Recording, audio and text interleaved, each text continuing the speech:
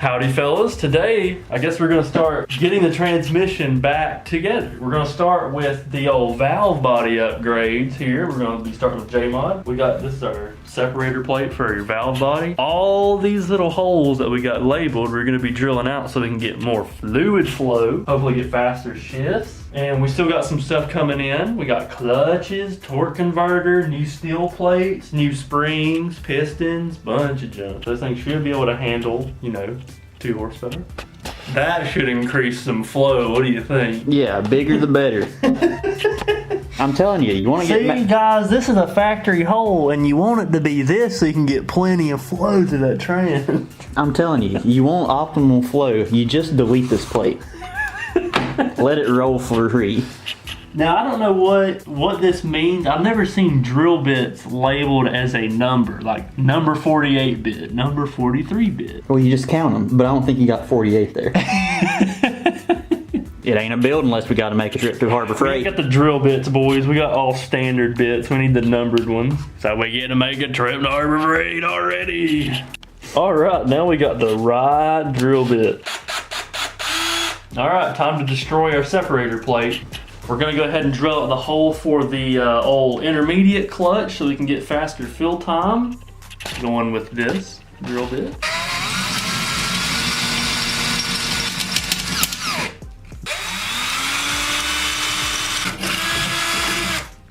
Oh, snap the whole plate in half. Very nice.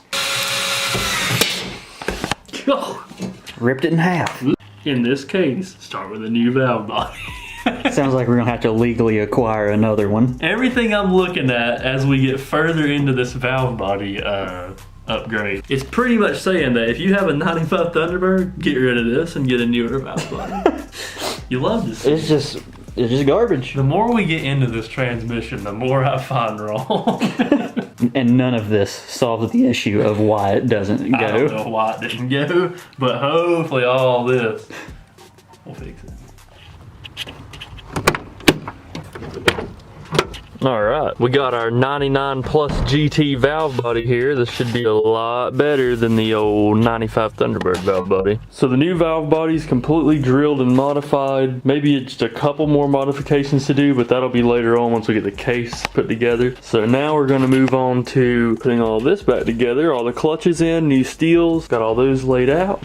I'm going to have to run and get some fluid so I can soak these clutches, get them ready to go in.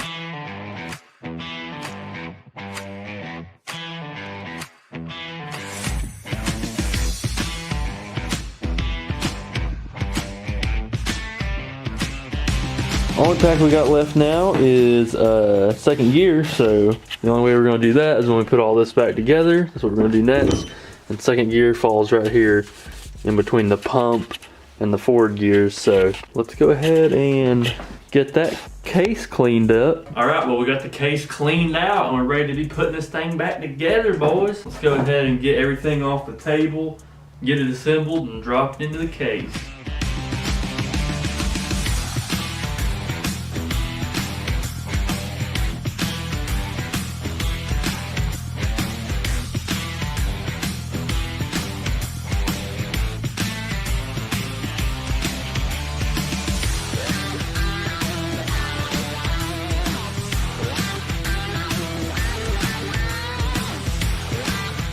Alright, now at this point, that final set of clutches here, that second gear clutch pack, time to go in. We'll get all the new steel plates, the clutches soaked, and then get this big old end plate in there. Second gear has a massive end plate on it.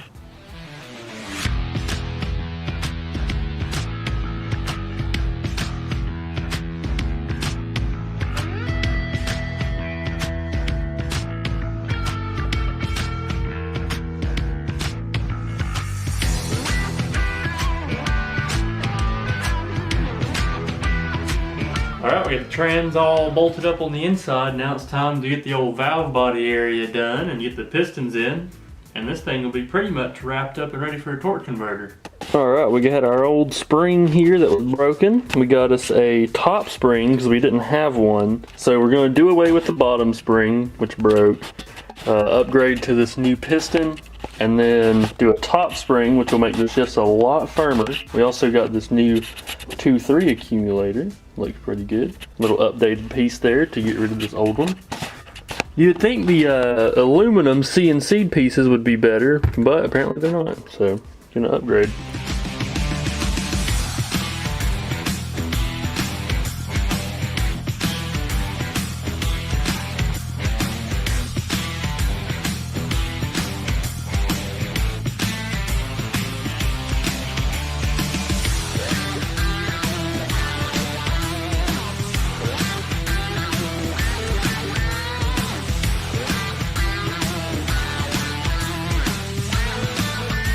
So we're going to finish up the valve body here.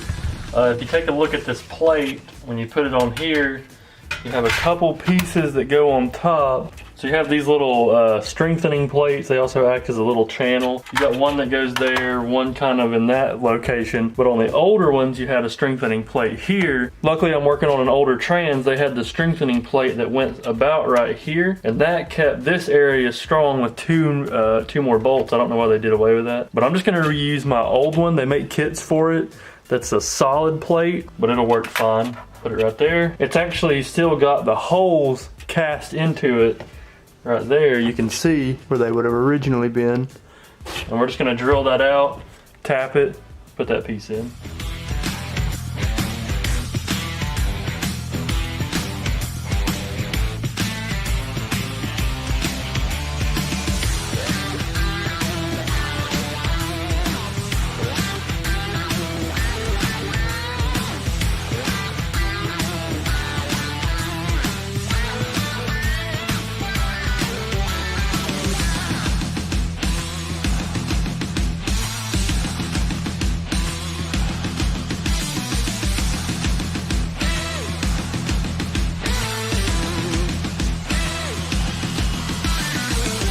If you're using an older style trans like me, make sure you're putting your old original electronics back in so that your connections will work. And make sure you got your metal shavings cleaned up, or if you really want to test how strong your filter is, you can leave them.